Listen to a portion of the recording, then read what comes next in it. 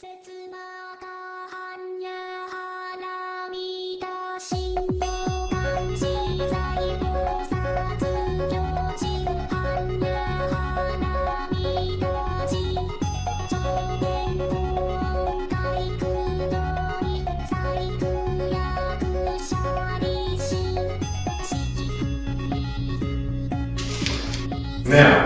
50 years ago, 0.0005 of a million left, which I think now we're in micron territory, is when we basically went to low fat. We started to take fat out of our diets because fat was evil. Okay?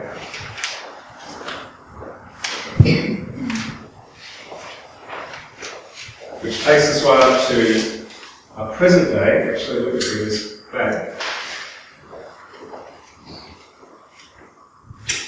We've reached our present day, which is now, where we have obesity epidemic, diabetes epidemic. 1 in 3 people in the United States of America are either diabetic or on the verge of becoming diabetic. 1 in 3 people. And the mortality rate for people dying of starvation has been overtaken by people dying of being overweight. First time in our history. It's pretty incredible.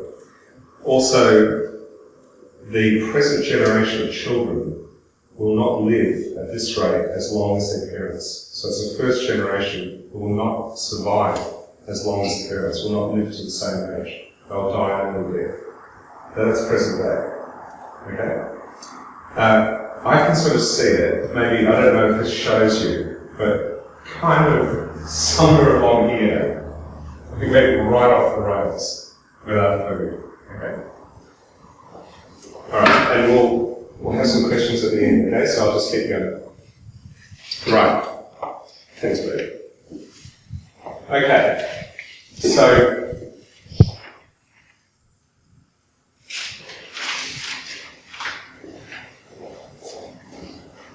we'll need. Right. So now, what I want you to do is I want you to imagine that we are at a sales meeting, okay? And you guys are all representatives of the food industry. So we've got Coca-Cola, we've got McDonald's, Burger King, we've got food producers, meals ready to eat, we've got Pepsi over there, we've got basically rid of food producers, okay? And I am going to pitch to you a new product that we're using on the market, okay? Because we've got this great new product, and this product is called C12H22O11, O11, okay? That's the chemical name of this additive. It's a food additive that I'm just going to tell you all about it, right? So, are you with me?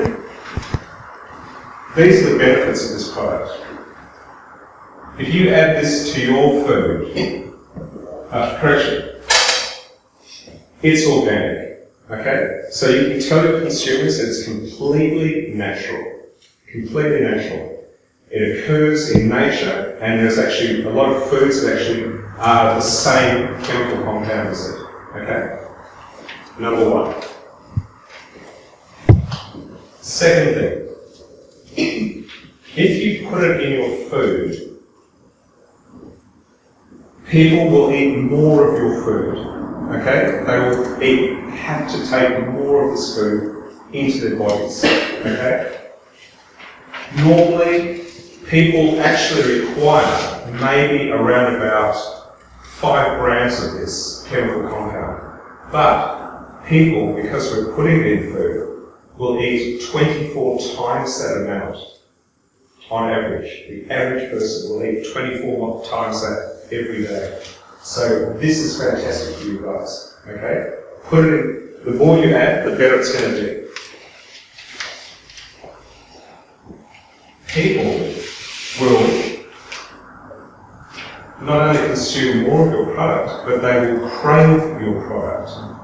It will develop cravings that they will come back and have to consume your product over and over again. Okay? And what it allows you to do is reach what we all call the bliss point. And a bliss point is fundamentally when the example I was given was when you put milk in your tea, perhaps. If you put a little bit of milk, it's not enough. If you put too much milk, it's yucky. Right? So there's this point where you go, this is just right. It's the Goldilocks effect. That's called the bliss point. So when we manufacture food, we have very intelligent people who work out the exact bliss point by testing, product testing. And then they get the right balance of salt, sugar, spicy, this sort of thing. So but this C12H22O11 will allow you to reach that bliss point much easier. Now, it's more exciting. It's addictive, okay? Not only does it cause the cravings, but it's actually more addictive than cocaine. We've done our tests, famous tests by Harvard University with mice. We first addicted mice to cocaine, and then we addicted mice to this chemical compound. And then we gave the mice an opportunity to choose which product they actually prefer, cocaine or C12H22O11. 94% chose this compound over cocaine. Now, cocaine is fairly addictive, so it'll actually make people hooked on your food.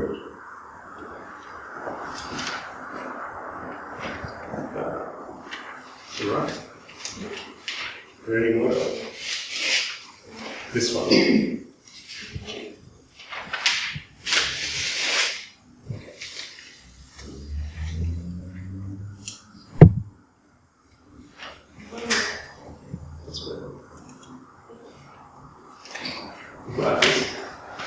Right. Now, of course, it can't be so good to be true, right? There has to be a question, what's the downside? So I'll tell you some of the downsides. There is a little problem with weight gain. Okay, so some of your consumers are going to be putting on weight because obviously they're just eating too much because of the presence of this compound. Now, another side effect. Diabetes. Unfortunately, it will lead to diabetes, type 2 diabetes, which is a little bit unfortunate.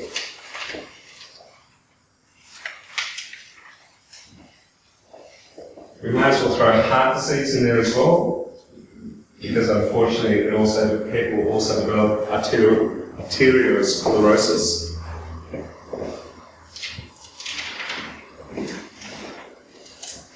Oh, thank God.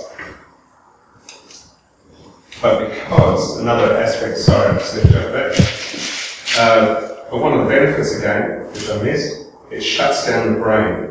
When telling your brain normally tells you when you're full, it shuts that part of the brain down, so the brain doesn't tell you that you've eaten enough. That allows you to eat actually probably about 5 times more than you probably need.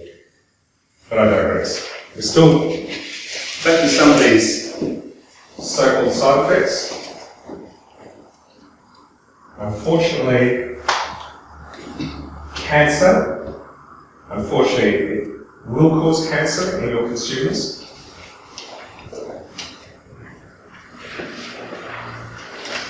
And who could forget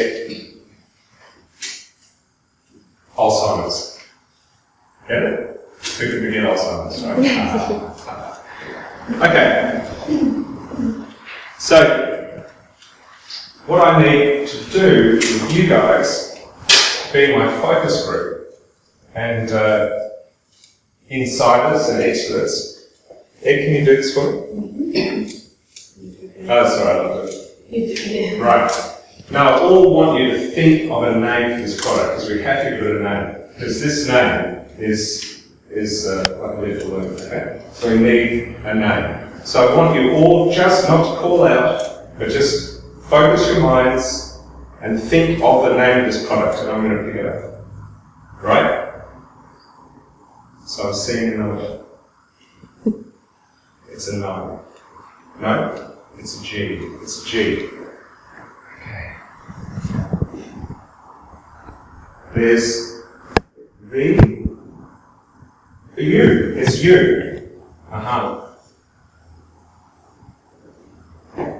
There's another letter. It's an R. Yep.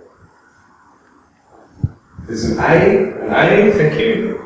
And finally, I see it's a 5. And it's S. It's S. There we are.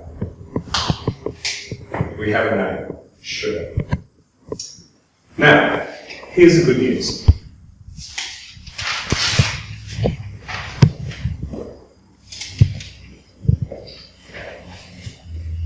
I'll just go over the top of these guys. Done? One more?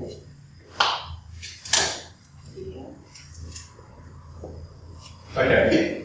The good news is we have spin. Okay? We put a lot of work and a lot of money, and I'm talking big money, into the spin on the product. We've had our writers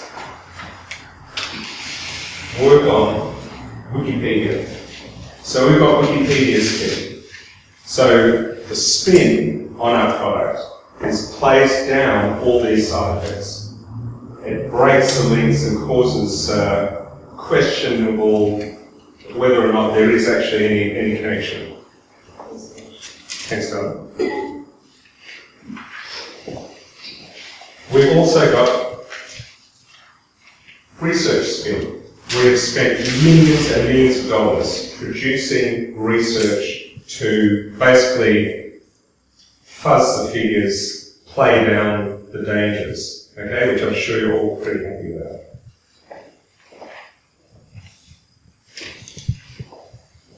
And we also have champion spin. And champion spins are people, authority figures, in the community that we pay money to basically support our product and play down the risks of our product. And our greatest champion, unfortunately, can't be with us here today because he's finally gone to his reward. But our greatest champion, of course, was Ansel Keys. Okay? Never heard of him? Ansel Keys, I can tell you his whole life story if you want, but Ansel Keys, he was a research scientist who basically was paid on the payroll of the sugar industry. And he came up with the idea that fat causes heart disease. Okay? And I'll show you how he did it.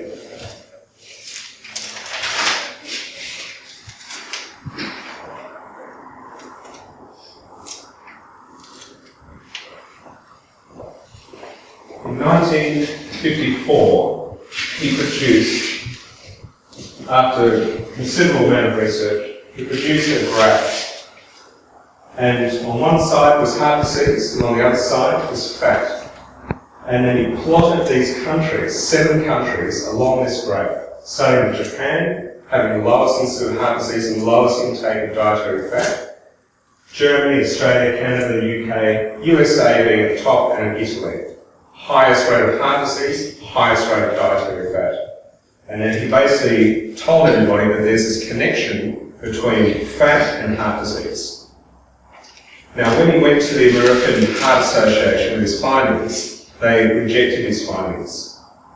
But he then, with our money, continued to campaign, and his information started to become part of mainstream. Then mainstream medicine started to pick it up.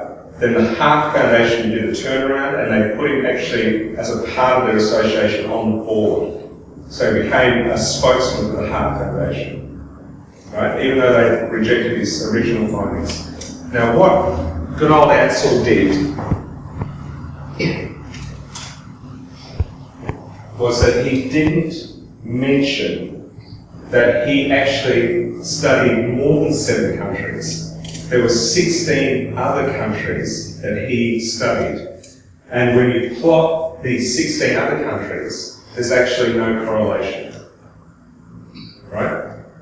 No correlation at all between fat and heart disease. But he didn't mention that.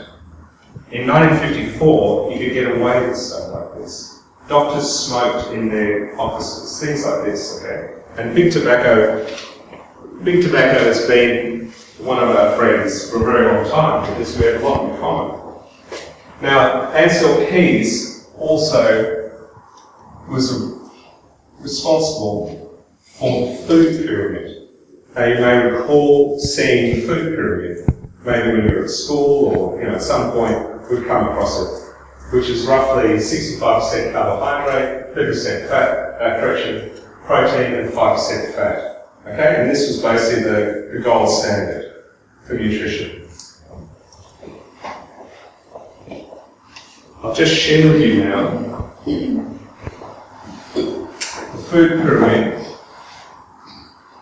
from the US beef producers. And the food pyramid for the US beef producers is 66% carbohydrate, 36% fat, I might have touched a few bits as well. And what I'm trying to say, there's 1% difference between the beef producers' food pyramid for fattening cattle and the food pyramid for healthy adults. 1% difference. Okay? So they're using it to bring animals to market by fattening them up. And then we're using this one basically to try and help people how to be healthy. Now this is all around about 1950, 1954, 1960s, it started becoming more apparent. I've covered it all up, but here we are. So it's around about 50 years ago when we went to low fat. Now, interesting point. There was a British doctor called John Yudkin. And John Yudkin wrote a book about sugar, and he refuted these claims of Keys, saying that the cause of the heart disease was because of sugar. But Ansel Keys publicly lampooned him in Time magazine, and Yudkin's work was 20 years' work was basically just thrown out the window. And what that did, ladies and gentlemen, was it shut down any further conversation about sugar for 20 to 30 years. There was no more research because Yudkin, the British doctor, physician, got it so right, but he took such a big fall that nobody wanted to be like him. So nobody ever went up against this paradigm again. Okay? So, the result of all this was that we ended up with low fat. We started to use vegetable oils in place of the animal fats that we've been using, the butter and so on. Obviously, low fat means what? Does anyone know? Low fat means high sugar. Yep. Because if you take the fat out of food tastes awful, right? It tastes awful. So the way to get the food to taste nice is by putting sugar and buying at this point. We were given omega-6, which is basically in the vegetable oils. Omega-6 is directly linked to heart disease. Causes, I'll tell you a little bit more about that. And cholesterol statins. Anyone here taking statins, cholesterol lowering medication? No? Good for you guys, because you're beating the average. Statins are the #1 medication in the world. It's a multi-billion, if not trillion-dollar industry. It's selling cholesterol lowering medication. In Australia, on December 4th, there was a 2-part documentary about it. It's called The Heart of the Matter by ABC, which is a science show. And they devoted 2 episodes to basically just one thing, Ansel Keys and statins. As a result of that, 75% of Australians stopped using the statins because 1 in 3 people, 3 out of 4 people don't need to take it. It's unnecessary. It doesn't make any difference to their life expectancy. And just another interesting thing about cholesterol. If I see a fire engine and a house fire, and then the next day I see another fire and another fire engine, would I conclude that the fire engine responds to the fire or the fire engine causes the fire? Okay? Cholesterol is like the firefighter. It appears at the site of the inflammation. It doesn't cause the inflammation. Okay? Just like the firemen, they don't start the fire, they react to it. But cholesterol is the result of inflammation. The problem is the inflammation. Omega-6 is one of those things that creates the inflammation. Okay? So all those oils, margarines, things like that, just like in Norway when the Nazis invaded, they took all the produce out of their hands and put them on oils, and of course heart disease, not because of the stress of the war of course, but heart disease went through the roof. In a normal country it was rather low. Anyway, not to worry. Statins, yeah, there we go. Oh, one more thing about cholesterol. After the age of 44, cholesterol is no longer an indicator of life expectancy. Whether you have high cholesterol or low cholesterol, it makes no difference. People with a high cholesterol can live longer than people with low cholesterol. There's actually no correlation. But doctors who have tried to have come out to point this out have actually been lost their license. So these heart surgeons actually had to wait until they've retired before they can speak out about that there's a problem with this whole cholesterol thing. But the world is going to turn. So I've got a question for you there. And this is a biggie. Given what I've told you now, let's just forget that we're representatives of the food industry, okay? That episode is now over, okay? Would we get this product, if I was introducing this product now into the marketplace, would this product be allowed? What do you reckon? Cause cancer, diabetes, stroke, Alzheimer's, heart disease, and I want to bring it onto the market, okay? It wouldn't pass muster, right? It wouldn't, how could it, right? So,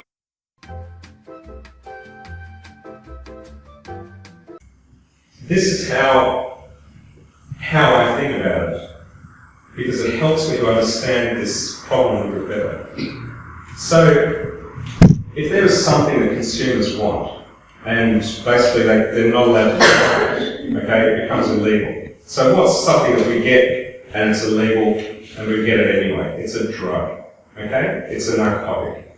So, just for argument's sake, we think of sugar as a drug, okay, that causes addiction, it causes cravings, it causes people basically want more and more of it, and people are now having it in their food. It's pretty much in every food you can imagine. It's got sugar. Case in point. So I went to make my omelette for lunch, right? So because I'm on a high protein diet at the moment. So I went down to the shop just here and I wanted to buy a little bit of bacon, chopped up bacon, and of course reading the ingredients, sugar in the bacon. My God, why? So I can't eat it, right? It's got sugar in it. Anyway, so the thing is, the brain, this brain, okay, and your brains, our brains, are very, very sophisticated mechanisms for finding energy. Because when we go back to Homo erectus, his needs and our needs are pretty much the same. We need food, shelter, and water. Okay? So the brain, when it comes in contact with a high energy food source, it signals, it sends a chemical message in our brain to tell us to eat this, right? I mean, if good old Neanderthal man or Homo erectus is wandering along and he finds a pile of elephant droppings and he starts to eat it, he doesn't get anything off that, right? He goes, no, no. Then he comes along and he finds honey, for argument's sake, and he bees stinging him, ooh, nice, good. So he ignores the pain, he keeps going back to the honey. Okay? Who told him that? instinct. And where does that come from? It comes from our central nervous system. So, in the same way, when we come in contact with this food, it signals to us that we need to eat more of it. Okay, we need to ingest more because we're out in the middle of the Serengeti and we never know when we're going to come across it. But of course, as you see, over the past 2 million years, our society has changed quite dramatically. In the last moments of our evolution, it has changed quite completely. And we are now surrounded by food, any type of food. But what's happening is the food industry is adulterating food with this chemical, and it's destroying us. It's destroying our children, it's destroying our health, it's doing terrible things. Okay, so we're almost finished. The good part, almost finished. So, let me tell you about an interesting thing. William Banting, anyone heard of him? Another Englishman. Okay? Now, I knew that William Banting was actually an undertaker, and he suffered from obesity. He lived from 1796 to 1878. Okay, so we're talking 100 or so more years ago. So William Banting went to a doctor, and the doctor was called William Harvey in Soho. And he went to the doctor because of his weight. He was finding that he was having joint pains, he had gout, he was walking backwards down the stairs because it was causing him too much pain. He was obviously had been very successful. In fact, so successful that they were actually the undertakers to the royal house. So they presided over the funerals of Victoria, of King Edward, right up into the 1930s. Actually, the Banting family was the royal undertakers. So he wasn't just like a nobody, he was a somebody. Anyway, so he went and saw the doctor. Now the doctor put him on a diet, okay? Allow me to refer to my notes. And I really think this story is more about the doctor than William Banting, but I think William Banting had probably more leverage than the doctor. Now this is the actual diet that the doctor gave William Banting.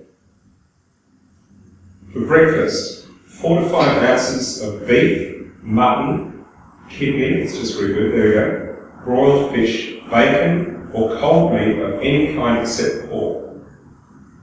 Breakfast.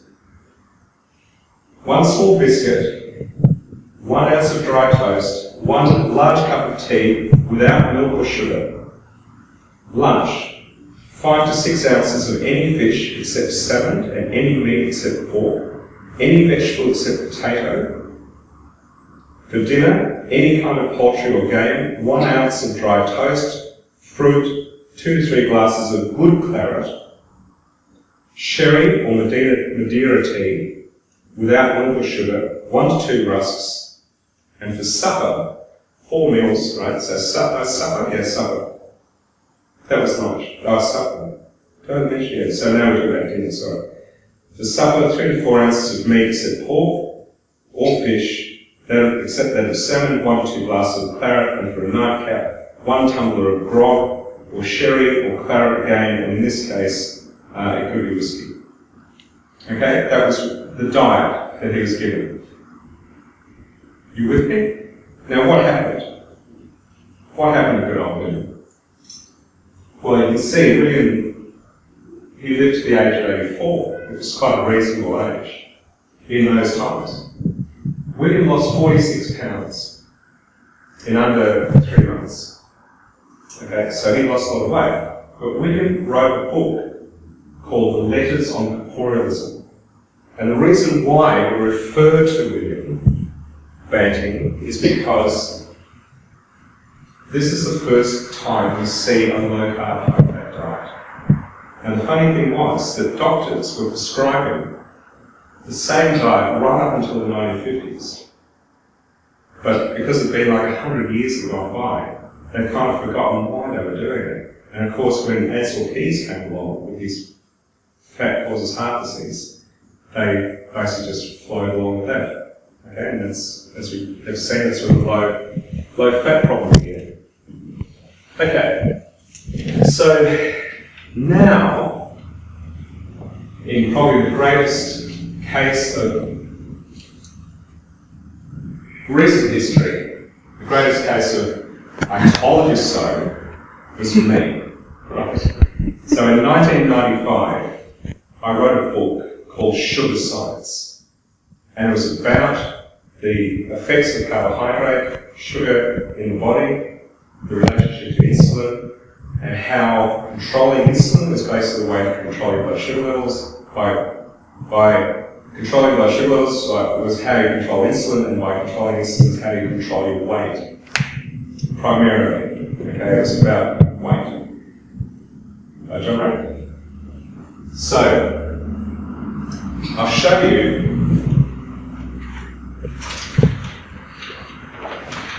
one of the original copies, okay?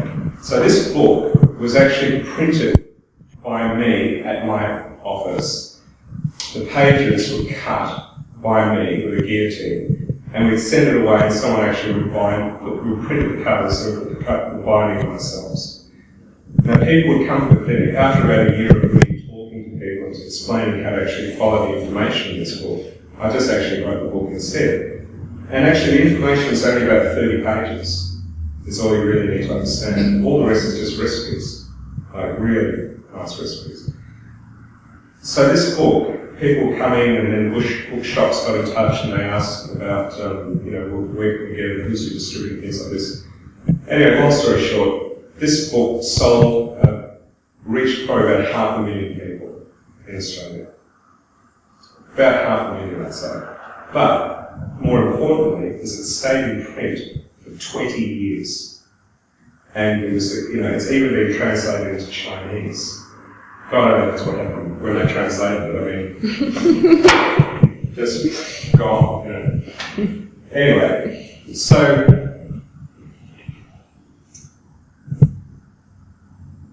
right.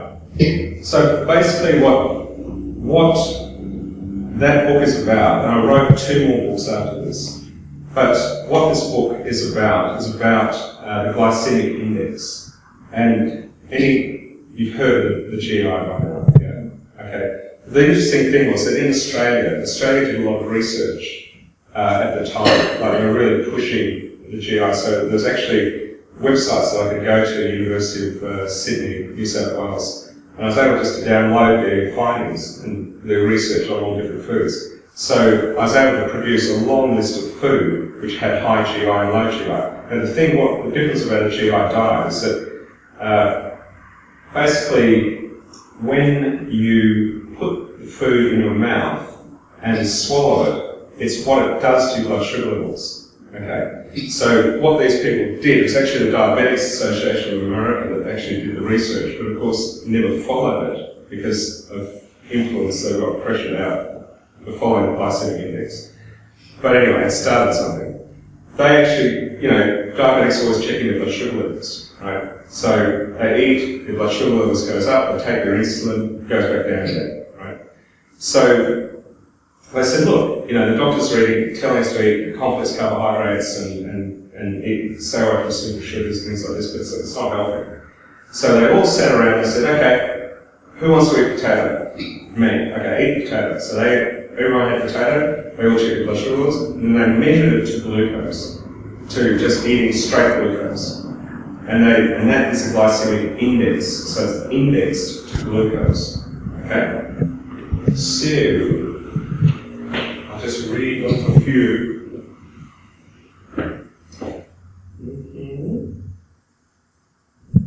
Oh, Mountain Warehouse, so. Okay. So, these are the top glucose-producing foods, okay? So the thing is, the reason why we're talking about glucose is because it raises our blood sugar level, okay? So, glucose is 100, right? 97, parsnip.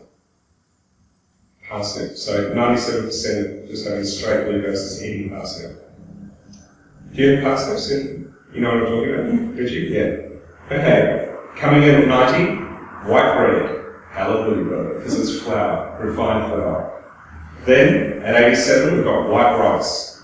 Okay, like Eglay and I were doing volunteer work for the last 18 months in Indonesia, and the biggest problem, one of the many problems, was heart disease and diabetes amongst the Balinese. Why? They just punched up rice into them all the time. That's all they eat is white rice. So I'd come in and go, okay, well you have to cut out the rice. And they'd be like, oh, yeah, right, but I can eat brown rice. I go, no. They go, oh, but red rice is okay. I go, no. They go, but I had black rice, right? And I go, no. It's all rice, no more rice, okay? Because it's just sugar. You just push your sugar in your system, okay? Number 85, potato. Okay, potato is like a big glucose ball. Okay? How much do we like our potatoes? How much do we throw potato into our food? Okay. 75, honey, pumpkin. Number 72, sugar. Who would have thunk it? Okay. Less than potato. Number 70, pasta, carrot, cornflakes, popcorn, chocolate bars 70, corn 70. Beetroot 65, banana 60, jam 55, spaghetti 55, whole bread, whole rye bread 50. Now 50 is the point where you produce a little bit of insulin, but not much, okay? Beans 30, lentils 30, fresh fruit, fructose, lettuce, greens, carrot, tomato, asparagus, cabbage, eggplant, cucumber. They're all low GI, okay, which will not raise your blood sugar whatsoever. So fundamentally, what the book is about what food combinations to use to basically keep your blood sugar levels under control, and as a result, you drop weight. So, case in point, Monday morning, I presented myself to Eglay, and I said,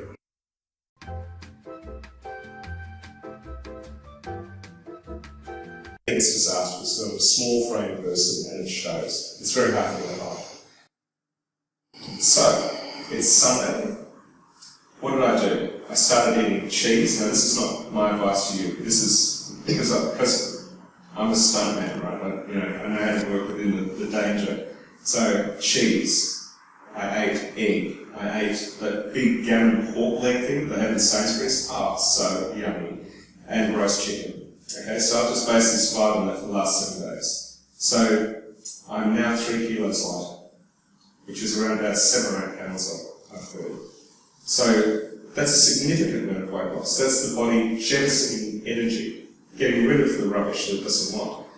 Now, that is actually what happens. Okay, it's what happens with most people when they do it. They go into a free fall because the body starts getting rid of all the weight because it's using energy so badly. Because it's getting energy pumped into it. Okay, it's a bit like if I came in every day and I gave you $1,000 and you said, "What's this for?" And I said, "I'm sorry, but I have to give it to you." And you would say, "But I don't want it, right?"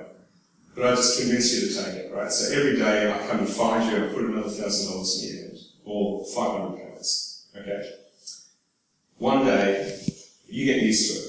You start buying yourself new clothes, you find a new place to live, blah, blah, blah, like this sort of stuff. One day I don't turn up, and you're like, where's the money? Right?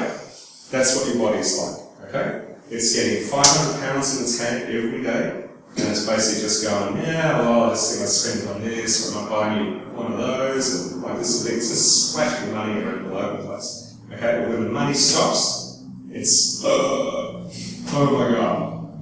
How are we going to pay this food go? Like, where's the Lamborghini going to go? Right? So all of a sudden, it goes into what I term as hibernation mode. Now, what I'm actually doing to myself is I'm creating a hibernation, which is when our cavemen and our ancestors, over the last 2 million years, had to experience. Because during the summer and the autumn and the spring, there was things that they could gather, hunter, gatherer, right? But then during the winter, there was nothing around. That's when they ate the meat, they killed the animals, they ate the fat, and just kept them going, right? So there's a 3-month period of hibernation. And what happens is your body goes into something called ketosis. And ketosis is when your body uses protein for energy. So after 4 days, my body went into ketosis. It used up all the glucose that it basically had in reserve, which is what's in my muscles and my liver. That's drained, and now because I've got such a high energy diet, the body's gone, well, I don't need to hang on to fat anymore because we're getting a lot of fat in the diet right now, so we can get rid of that. And we lose the weight. And that's what happens. It happens to everybody. Even when we were in Bali, we met some key people who were sort of like mavens, like royalty, Westerners who'd lived there for like 20 years and built $1 million businesses and stuff like that. But they were suffering from corporealism. And I just said, just have bacon and eggs in the morning, chicken and salad for lunch, fish and something else, green veggies in the evening, and don't drink any more alcohol, just drink water. And what happened? He lost 45 pounds, like this guy. 20 kilos. 54-year-old guy, or 58, 57. Oh, no, darling, he's over 60. 60, yeah. Mm-hmm. He just deflated so much, I didn't even recognise him. I actually walked right past him in the reception of his hotel. I didn't even know who it was. He lost so much weight. But anyway, but it's not so much about vanity and all this sort of stuff. It's just about understanding. So just got to live and live. So, I think I've explained that. But one of the things I just want to mention is something again which the English have come up with recently. You may have heard of it. It's called TOFI. Have you heard of that? TOFI. So this is radiographers doing scans in the body. They've noticed this thing called TOFI, which means thin on the outside and fat on the inside. Right? And what that means is that you don't have to be overweight to be suffering from the same problems as these people who are overweight, because there's two types of fat. There's a yellow fat, which is around the organs, and then there's the white fat, which is under your skin. Okay? So the white fat that on the thighs, on your butt, your chest, back of your arms, that's the white fat. The yellow fat is in amongst the organs, and it's the yellow fat that's the dangerous fat that causes the insulin resistance, that leads to the diabetes, that leads to the heart disease, that leads to the cancers, that leads to Alzheimer's and diabetes of the brain. That's basically what researchers are thinking now. There's 3 types of diabetes affecting three different organ systems. But Alzheimer's is from the high sugar levels, from insulin resistance in the brain. And considering that the average American, golly gosh, England, shocking, Coca-Cola, like, I was here 4 years ago, I came back, I can't believe the corporatisation of England. I'm appalled. Not at the English people, but at these people, I got a thing on the bus last night because my ticket had expired, and it printed out a little thing saying, we've taken a little bit more money off your Oyster card. And on the back it just adds, like a meal thing for McDonald's. It's appalling. Like these companies are actually going down the same road as big tobacco. Not me telling you, this is fact. And the thing is though, they have had more heads-up knowledge because they saw big tobacco go down and they gathered the ranks, they closed ranks, they produced people like Ansel Keys and things like that, and they are far more sophisticated than the tobacco industry was ever. Far more sophisticated. And it's going to take another 20 to 30 years to destroy these people the same way that cigarettes are now, I don't know how much, £10 a pack or some ridiculous price, and have pictures of disease and things like that on it. And, smoking has gone down, and, it's basically, we've slain the dragon in a lot of ways. But the sugar industry is the next one to go. And unfortunately, this is why I say we have to fight the fight, which is by education, right? Like, talking to people. So, in closing, these are the keys, okay? The keys to your health is going back to the kitchen and preparing food. Okay? This whole thing that we're too busy is rubbish. How long can we sit in front of Facebook? Okay? An hour, 2 hours, 3 hours? I can become like a stone Buddha in front of the computer for months, right? Not moving, not urinating, not eating food or sustenance. Doesn't matter, egg lay can't move me, I'm just transfixed. We have to go back to the kitchen. You have to prepare your own food. That's the key to following a low GI diet, is you have to prepare food. Because you can't buy food off the shelf. I'd love to go through a supermarket with a camera or a bunch of people and go, okay, everybody find the product that doesn't have the sugar in it, or doesn't have the cornstarch, or doesn't have high fructose corn syrup, or doesn't have potato, or doesn't have rice flour in it, right? The thing that basically is a low GI product you can buy off the shelf and come with me. And we'll walk down one aisle, and then the next aisle, and then the next aisle, and then the next aisle, and until we've almost completely walked through the entire place. And in our basket there'll be 3 items, okay? Water, right? Even water.